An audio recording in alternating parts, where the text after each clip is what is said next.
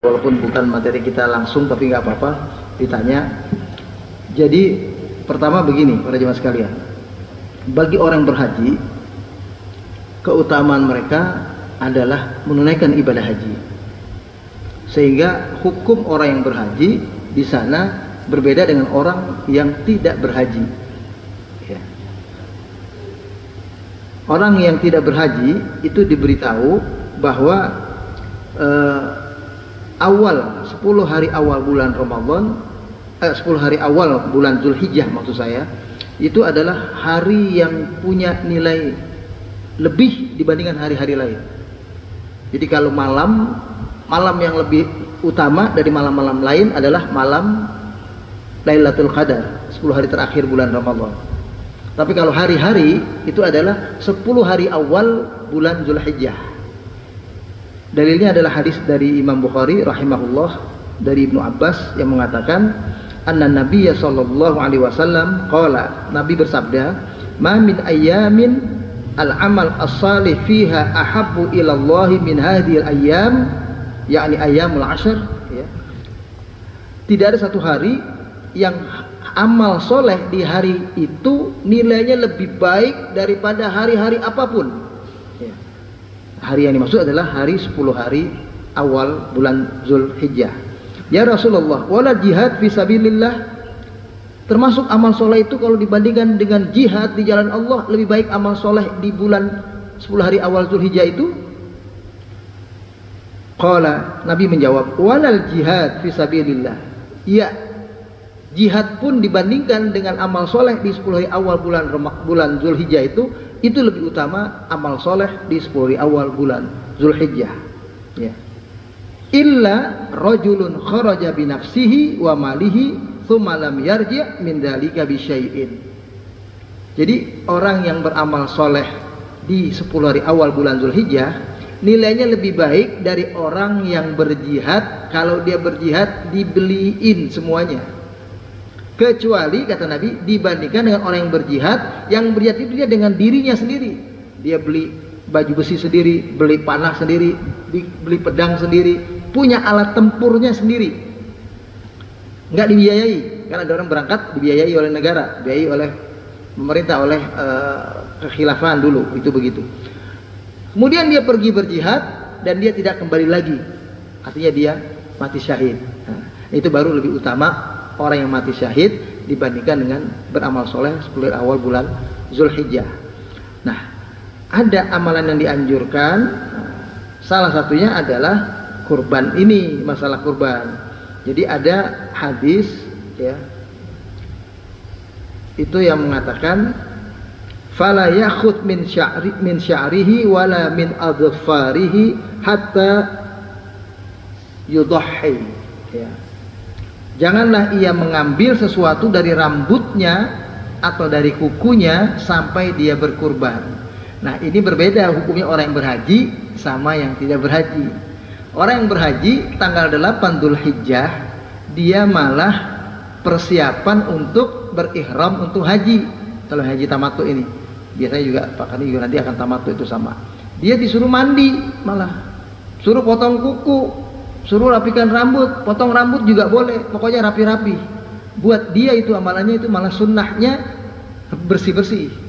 Nah, buat orang yang mau berkurban, sunnahnya dari tanggal dia mulai niat, tahu udah tanggal 1 nih, ya tanggal 1, bukan dari tanggal Zulqa'dah, bukan. Misalnya dia niat mau berkurban, saya pengen ikutan nyembelih kurban, mau kambing atau mau sapi barengan dengan 7 orang yang lain. Niatnya di hari kelima misalnya, hari kelima Zulhijjah, maka sejak tanggal itu dia menahan diri, tidak cukur rambut, tidak potong kuku sampai sembelihannya disembelih. Sembelihannya itu misalnya disembelih tanggal 10 atau tanggal 11 atau tanggal 12 atau tanggal 13, tergantung kapan disembelih. Makanya dia harus tanya panitia, kapan disembelih hewan saya, dia tanya, disembelih sekian. Tapi amalan ini bukan amalan wajib. Banyak yang keliru. Amalan ini amalan sunnah. Jadi kalau ada yang melanggar, ya nggak apa-apa, nggak ada dosanya, gitu. Tapi kalau dia menahan diri, dia tambah pahalanya, itu. Jadi ini amalan sunnah, Nah, jadi bukan wajib ya sekali lagi, tapi amalan sunnah dianjurkan. Kapan niat? Jadi kalau niatnya di tanggal 1 Zulhijjah, saya mau berkurban. Sejak tanggal itu jangan potong rambut, jangan potong kuku, ya sampai hewannya disembelih. Itu bagi yang tidak berhaji, Pak Karni. Jangan salah nanti, Pak Karni kalau nanti tanggal 8 malah disuruh potong rambut yang rapi, potong kumis semua yang rapi gitu, potong kuku biar bersih, baru kita mandi dan kita berangkat untuk ihram. Nah, itu begitu ya barangkali. Kemudian yang kedua 3 bulan haji itu kan 45 hari atau 40 hari, ini 3 bulan haji. Maksudnya begini, hari-hari haji itu dihitung dari bulan Syawal. Jadi kalau ada seseorang menunaikan ibadah umroh pada bulan Syawal, maka umroh yang dia lakukan itu terkait dengan ibadah haji. Kalau dia umrohnya hari itu niat umroh saja, maka dia sudah tergolong hajinya haji tamattu. Dia nanti berihram ketika datang lagi ke Mekah, itu dia sudah tinggal ihram haji. Karena tidak boleh orang berihram di bulan ihram untuk umroh di bulan Syawal, ya. Lalu kemudian dia datang ke Mekah besoknya, dia dari Madinah datang ke Mekah lagi, dia berihram pengen kiron, pengen haji ifrat, itu udah nggak boleh karena dia sudah umroh di bulan Syawal. Jadi maksudnya adalah min ashhuril hajj, dari bulan-bulan haji itu adalah bulan Syawal, Zulqa'dah, Zulhijjah. Jadi prosesi haji dimulai pada bulan Syawal. Kalau orang umroh di bulan Ramadan nggak ada masalah. Makanya hati-hati, ada orang yang suka sekarang udah mulai kan dibuka umroh di bulan Syawal. Dia umroh di bulan Syawal, ya.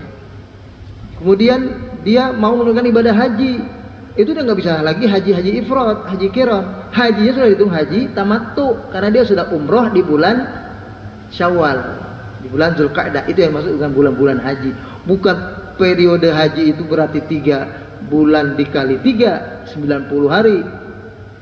Kalau itu bahkan orang dulu naik kapal itu sampai 6 bulan.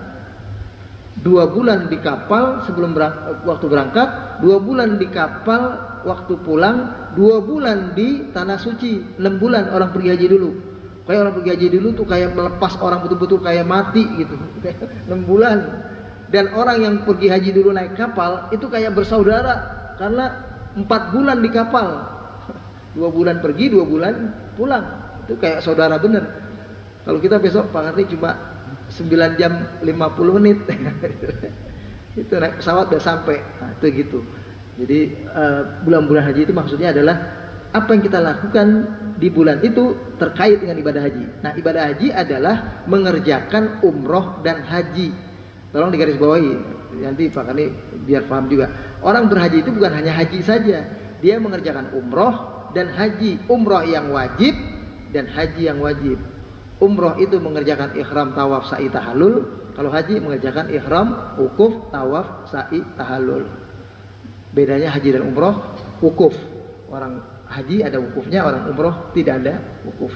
Nah, berhaji dijadikan satu ini, haji dan umroh. Kalau hajinya duluan baru umroh, hajinya ifrat. Kalau umrohnya duluan baru haji, hajinya tamattu. Kalau dia haji dan umroh sekali niat, labbaik Allahumma umratan wa hajjan, dia hajinya haji qiran, hajinya digabung namanya. Nah, itu begitu.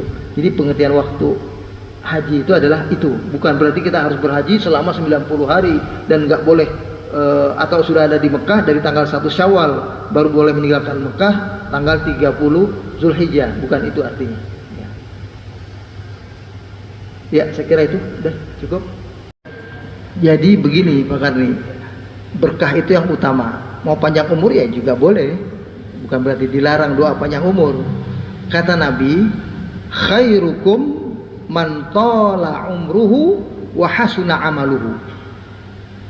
Sebaik-baik kalian adalah orang yang panjang umurnya dan baik amal perbuatannya, berkah umurnya maksudnya. Wa syarrukum, tapi kata Nabi juga, sejelek-jelek kalian adalah man tala umruhu ya wa sa'a amaluhu. Sejelek-jelek kalian adalah orang yang panjang umurnya tapi buruk amal perbuatannya. Nah itu yang jadi makanya jangan minta umur panjang gitu. Maksudnya adalah supaya nggak jadi beban. Sama juga doa jangan minta kaya. Ini juga tapi minta dicukupkan oleh Allah kehidupan ini. Kebutuhan hidup ini dicukupkan. Jangan minta kaya. Karena kalau minta kaya, kita akan jadi orang yang terakhir masuk surga. Karena orang kaya paling belakangan masuk surga. Pertanyaan buat dia banyak sebabnya. Kalau kita yang cuma punya harta, katakanlah dalam hidup ini kita pernah punya cuma 100 juta, 100 juta itu yang ditanya. Gampang jawabnya. Buat rumah aja udah selesai misalnya. Tapi kalau punya hartanya miliaran, ratusan miliar, triliunan, itu ditanyanya lebih panjang.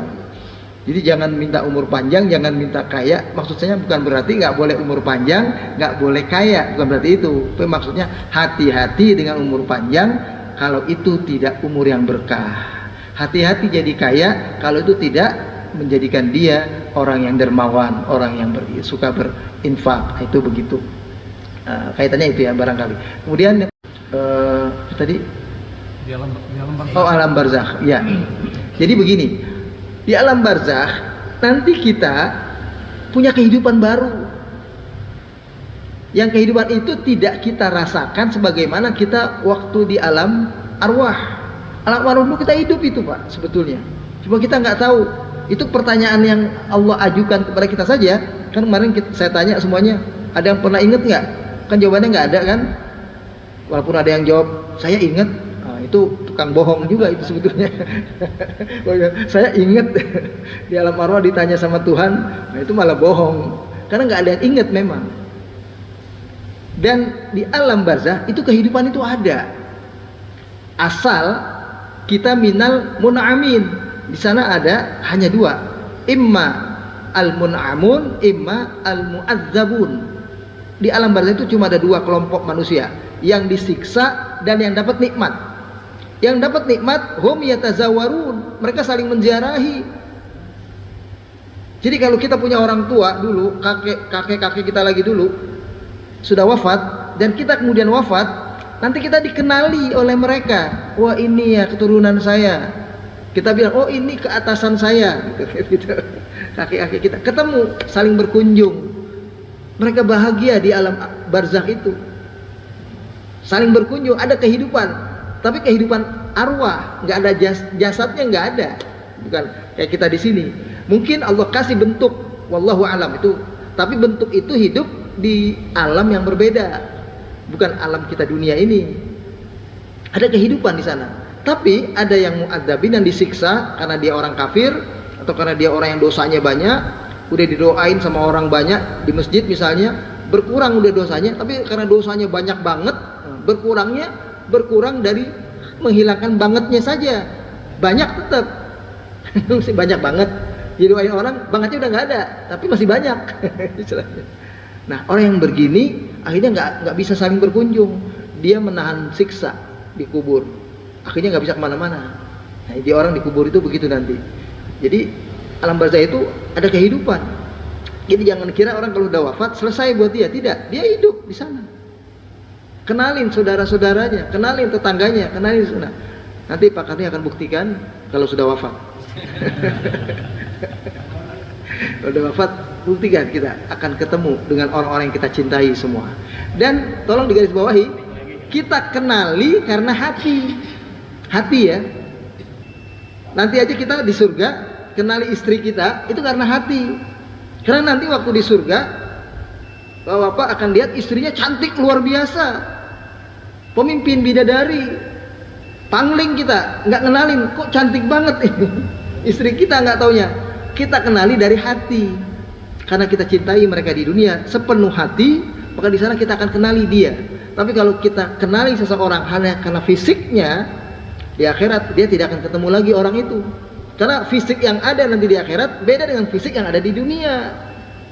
Nggak ada tampang-tampang tua-tua kita gini, udah nggak ada lagi. Yang ada tampang-tampang seger-seger, muda-muda, gagah-gagah, cantik-cantik semua yang ada nanti di surga. Jadi kita nggak ngenalin. Yang bikin kita kenal adalah hati. Jadi kalau kita saling mencintai di dunia ini, maka kita akan kenal. Termasuk ini. ketemu kita di masjid Baitur Rahman hari ini subuh ini, semua yang kita hadir ini kita akan saling ketemu nanti, kita saling kenali, bukan di alam surga saja, nanti alam barzakh udah bisa. Walaupun yang satu dikuburnya di Depok, yang satu kuburnya di Mekah, yang satu kuburnya di Jawa, yang satu kuburnya di luar negeri, di mana misalnya, sama, karena alam barzakh itu nggak kayak dunia ini, orang jauh tetap dekat. Makanya sebetulnya orang dikubur dimanapun sama, nggak harus kubur tuh dibawa-bawa jauh-jauh sebetulnya. Itu makanya Bung Tomo dulu wafat, udah Allah muliakan barangkali wafatnya di sana, dibawa juga tulang-tulangnya ke sini untuk dikubur di Surabaya oleh anak-anaknya. Sebetulnya kan sayang itu sudah. Padahal nggak tahu ini bawa tulang-tulang Bung Tomo apa tulang-tulang orang hitam yang wafat di sana. Nggak tahu itu. Pokoknya nggak tahu, itulah tuh. Nggak tahu kuburannya yang mana. Tinggal cari aja di Makla waktu itu. Itu begitu. Jadi kalau ada yang cerita hidup dia balik lagi misalnya, itu cerita bohong. Kalau ada orang dia sebut pernah mati gitu, hidup, itu bohong. Dari mana taunya? Buka Al-Quran surat Al-An'am, surat yang ke-6. Jadi kalau ada orang bilang dia pernah mati lalu hidup lagi, udah bilang saya sudah pernah lihat malaikat, saya sudah pernah lihat kuburan, saya pernah lihat, kayak orang yang cerita mati suri, pernah ada di TV dulu tuh orang yang cerita kayak begitu, itu cerita bohong semua. Kenapa? Karena Al-Quran bilang begini ya. Surat Al-An'am ayat 111 bunyinya begini, walau annana nazzalna ilaihimul malaikah wa kallamahumul mauta wa hasyarna alaihim kulla syai'in qubula ma kanu liyu'minu illa ayyasha Allah walakinna aktsarahum yajhalun. Seandainya, ini cerita tentang orang-orang kafir ini, saking kafirnya Allah gambarkan mereka nggak bakal beriman juga pokoknya. Sampai ini, seandainya kami turunkan kepada mereka malaikat yang jadi nabi bukan manusia, malaikat, kata Allah, kan pasti mereka jadi yakin betul gitu. Ternyata nggak bakal beriman juga. Atau wa kallamahumul mauta, orang mati bisa berbicara. Orang mati bisa berbicara, ngomong sama mereka, saya dikubur begini begini begini. Wa hasyarna alaihim, dan kami kumpulkan orang-orang yang mati itu semuanya untuk ngomong sama orang yang hidup bahwa kami udah mati begini keadaannya, kami diazab, makanya kalian taatlah kepada Allah. Orang mati itu ngomong begitu. Maka nuliyu'minu, tidaklah juga mereka akan beriman. Ini berarti maksudnya, mafhumnya ayat ini, orang mati tidak bakal bisa bicara lagi. Itu perasaan orang soleh ya, para wali mati kayak berbisik dengan kita, kayak ngingetin kita. Nah, itu adalah yang di hati kita, itu namanya ilham. Ada yang begitu, itu mungkin. Tapi dia nggak akan berdialog dengan kita, ngasih tahu, itu tolong ini ya, ini kayak ada cerita orang bisa berbicara. Tidak mungkin. Jadi orang yang sudah wafat, dia sudah di alam yang berbeda. Sesama mereka bisa mereka bertemu. Tapi kalau di sini dikatakan orang itu tidak akan bisa bicara, karena kalau ada malaikat sampai turun, kan nggak turun juga malaikat, yang jadi nabi adalah manusia. Dan orang yang mati bisa berbicara, berarti pemahamannya orang mati tidak bisa berbicara. Orang kafir itu tidak akan beriman juga. Seandainya ada orang mati bisa berbicara, seandainya ada malaikat yang turun, tetap orang kafir tidak akan beriman. Itu begitu. Saya kira inilah barangkali para jemaah sekalian, mudah-mudahan bisa difahami. Ya, kita tutup sama-sama dengan doa. Allahumma ya Rabb, lakal hamdu wa lakas syukru Rabbana la tuzigh qulubana ba'da idh hadaitana wa hab lana min ladunka rahmah innaka antal wahhab. Ya Allah, Rabb Tuhan kami, janganlah Kau palingkan hati kami setelah Kau memberikan hidayah iman Islam ini kepada kami. Berilah selalu petunjuk dan rahmat-Mu kepada kami. Engkaulah das sebaik-baik pemberi. Allahumma arhamna bil Qur'an waj'alhu lana imaman wa nuran wa hudan wa rahmah. Allahumma dzakkirna minhuma nasina wa 'allimna minhuma jahilna waj'al tilawatahu ana al-lail wa atrafan nahar waj'alhu lana hujjatan lana wa la hujjatan alaina. Rabbana taqabbal minna innaka antas samiul alim wa tub 'alaina innaka antat tawwabur rahim. Rabbana atina fid dunya hasanah wa fil akhirati hasanah wa qina adzabannar. Wa sallallahu ala sayyidina Muhammadin wa ala alihi wa sahbihi wa sallama tasliman katsira. Walhamdulillahirabbil alamin.